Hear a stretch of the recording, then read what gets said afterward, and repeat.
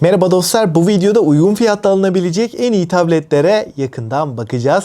Baştan belirteyim, her zamanki gibi herhangi bir sponsorluk yok. Burada benim almayacağım, önermediğim hiçbir tablet bu listede olmayacak. O yüzden içiniz rahat olsun. Bu tabletlerin hepsinin de en ucuz güvenilir satın alma linkleri açıklama ve yorumlarda var. Oradan rahatlıkla alabilirsin. Sizce bu serinin devamı yeni modeller geldikçe, fiyatlar değiştikçe ara ara güncelleyelim mi? Güncelleyelim diyorsan alt taraftan beğenip abone olup zili açmayı unutma. Serinin devamı tamamen size bağlı. Şimdi alınabilecek en ucuz tabletimize başlayalım. Burada Honor X9'u görüyoruz. 11.5 inç IPS Full HD Plus bir ekranla gelirken 120 Hz tazeleme hızını 5000 TL bandında bir tablette görebilmek önemli bir artı. Ekranı kullanırken gayet akıcı hissettiriyor. Yonga seti kısmında da Snapdragon 685'i görüyoruz. Oyunlarda düşük orta grafik arasında 30-40 FPS bandında bir deneyim veriyor. Honor Pad X9 çok ısınmıyor ancak performans olarak da çok yukarılarda değil. Ama fiyatını oranla düşündüğümde hem ekran hem de performans anlamında kesinlikle yeterli. 6 hoparlörle gelmesi de ses deneyimini, ses kalitesini arttıran detaylardan biri. Kameralarda online dersler, toplantılarda iş görecek düzeyde. İkinci sırada Tabeson Lite önümüze çıkıyor. 10.9 inç QHD Plus 228 ppi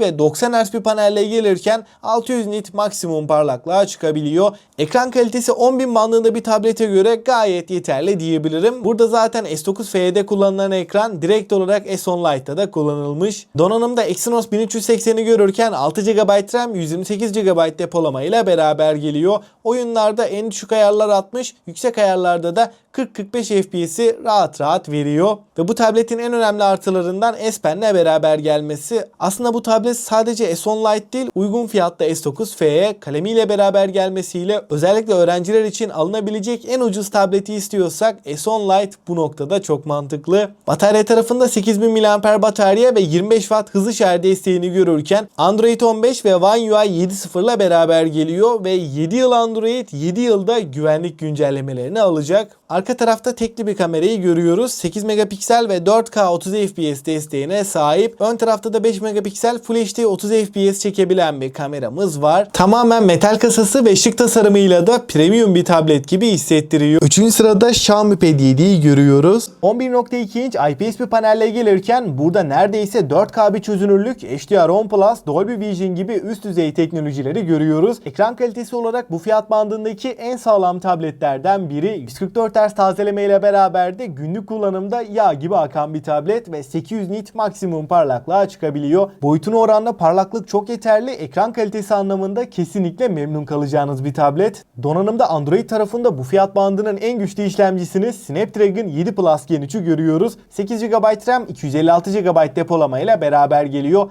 PUBG, Call of Duty Mobile gibi oyunlarda düşük ayarlar 90 FPS rahat veriyor. Genel olarak oyunlarda doğma takılma ara FPS düşüşleriyle karşılaşmıyoruz. Oldukça stabil ve iyi bir performans veriyor. Bu fiyatlarda oyun için bir tablet alacaksak Xiaomi Pad 7 mükemmel bir seçenek diyebilirim. Kamera kısmında ana kamera 13 megapiksel f2.2 diyaframa sahip. Ön kamerada 8 megapiksellik f2.3 diyaframı görüyoruz. İki kamerayla da Full HD 30 FPS videolar çekebileceğiz. Bu fiyatlarda bir tablette kameradan çok bir şey beklememek gerekiyor. Batarya kısmında 8850 mAh batarya 45 Watt hızlı şarj desteğiyle geliyor ve kutu içeriğinden bu adaptörün çıktığını söyleyeyim. Batarya performansı olarak ortalama bir kullanımda 2 güne kadar götüren bir tablet. Dörtlü stereo hoparlör sistemiyle de oyun oynarken, içerik tüketirken seslerin nereden geldiğini çok net şekilde anlayabiliyoruz. Ses kalitesi olarak da bu fiyatlardaki en sağlam cihazlardan diyebilirim. Malzeme kalitesi olarak da tamamen alüminyum kasası cihazı biraz daha premium seviyeye getirmiş ve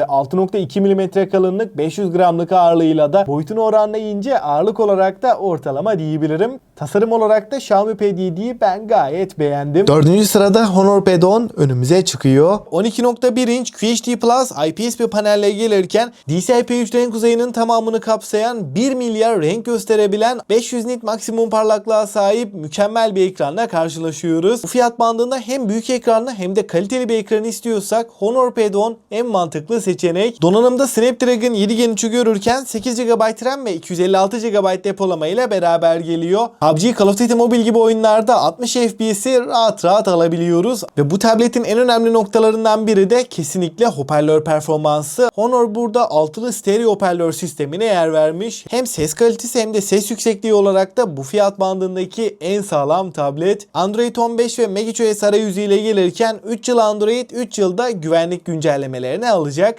10.100 mAh batarya ve 35 Watt hızlı şarj desteğiyle gelirken kutu içeriğinden bu adaptörün çıktığını da söyleyeyim. Ben öğrenciyim, ders çalışmak, not tutmak için bir tablet alacağım. Yanında kalemiyle gelsin diyorsan Tab S10 FE önümüze çıkıyor. Kutu içeriğiyle başlayalım. İlk olarak tabletimiz, ardından S Pen, yanında da ufak bir zarf bizleri karşılıyor. Zarfın içinde de Type-C şarj kablosu ve hızlı başlangıç kılavuzları dışında herhangi bir şey çıkmıyor. Tasarım olarak baktığımda da hem dış görünüş hem de malzeme kalitesi anlamında oldukça premium bir tablette karşı karşıyayız. 6 mm kalınlık ve 497 gramlık bir ağırlığa sahip. Boyutuna oranla gerçekten ince ve ağırlığı da kasaya oranla oldukça dengeli bir tablet. Elde tutarken kesinlikle hafif hissettiriyor. 10.9 inç QHD Plus TFT ve 90 Hz'lik bir ekran burada kullanılmış. Ekranda renkler, canlılık yeterli seviyede, görüş açıları ve kontrast oranı yönünde de bu fiyat bandı için gayet iyi olduğunu söyleyebilirim. Ve 800 nit maksimum parlaklıkla dışarıda güneşli havalarda veya kapalı ortamlarda evde kullanırken de ekranın parlaklığı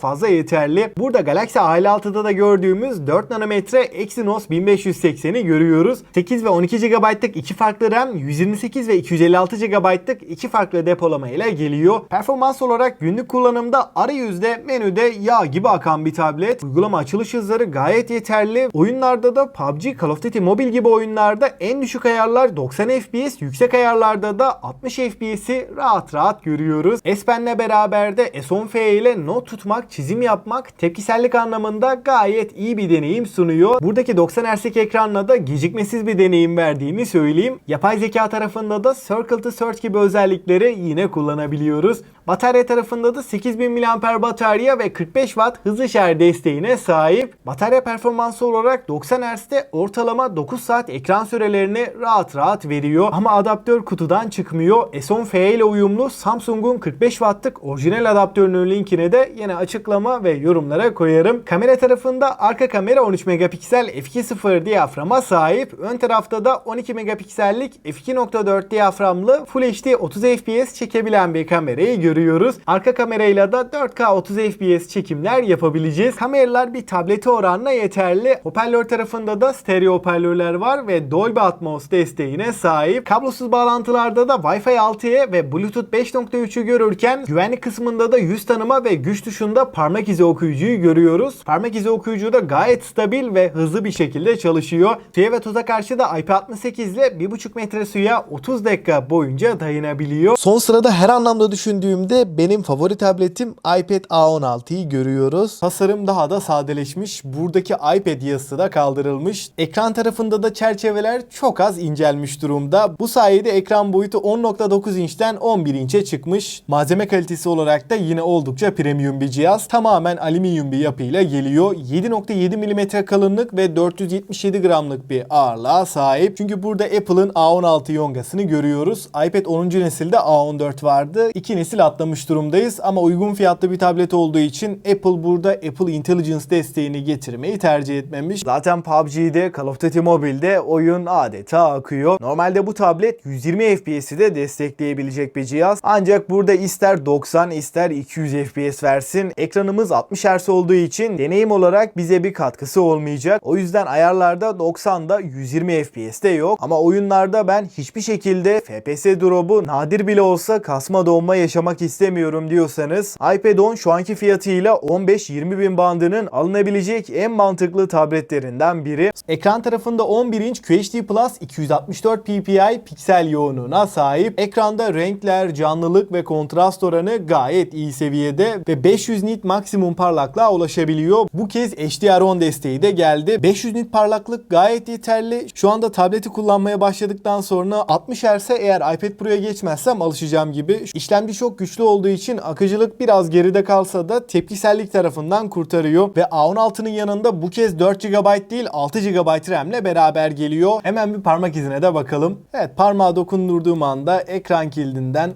hızlıca kurtuluyoruz. Hoparlör tarafında bir tane altta bir tane üstte olacak şekilde 2 adet stereo hoparlörlere yer verilmiş. Arka tarafta tekli bir kamerayı görüyoruz. Ana kameramız 12 megapiksel f1.8 diyaframa sahip. Bu kamerayla beraber 4K çekimler yapabileceğiz. Fotoğraf çekim kalitesine bakarsak evet şu anda iPad'in kutusunu çektim. Detaylar gayet net gözüküyor. Renkler ve canlılık da gerçeğe yakın. Video tarafında da 4K 60 FPS çekimler yapabiliyoruz. Titreşimleri engelleme, stabilizasyon tarafına detaylı incelemede bakacağız. Ön tarafta da 12 megapiksel f2.4 diyaframlı bir kameraya yer verilmiş. Kablosuz bağlantılarda da Bluetooth 5.2'den 5.3'e yükselmiş durumda. Açıkçası genel anlamıyla baktığımda en büyük yenilikler bunlardı. Dostlar şimdi en önemli kısım favorilerimden bahsedeyim. Eğer bütçem çok yüksek değil 9 ile 10 bin bandında ekran kalitesi ve bataryası iyi olsun, gündelik kullanımda da akıcı çalışsın, kasmasın diyorsan HonorPad X9 bu noktada çok mantıklı. Ben en ucuza öğrenci tableti almak istiyorum. Yanında kalemiyle gelsin. Not tutmak, ders çalışmak için uygun fiyatlı bir tablet istiyorsam Tabeson Lite en mantıklı seçenek. Fakat ben oyun için bir tablet alacağım, Android olsun diyorsam da Xiaomi Pad 7 bu noktada en iyisi. Benim için tablette birinci öncelik ekran kalitesi, video, dizi film izlemek, ders çalışmak için bataryası uzun giden gerçekten sağlam bir tablet istiyorsan HonorPad 10 en iyi seçenek. Ben öğrenciyim. Tableti ders çalışmak, not tutmak için alacağım. Yanında kalemiyle gelsin ve uzun yıllar kullanabileceğim gerçekten sağlam bir tablet istiyorsam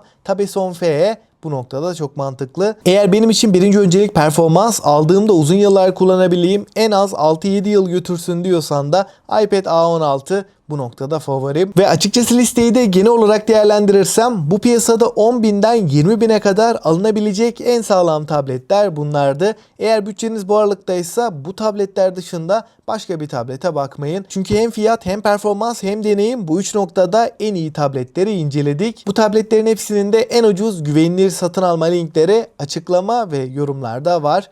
Oradan rahatlıkla alabilirsin. Bu serinin devamı için de alt taraftan beğenip abone olup zil açmayı unutma. Serinin devamı tamamen size bağlı. Aklına takılan herhangi bir soru olursa da mutlaka yorumlarda buluşalım. Elimden geldiğince yetişebildiğim kadar cevaplamaya çalışıyorum. Ben Ozan. Sonraki videoya kadar kendinize çok iyi bakın. Hoşça kalın.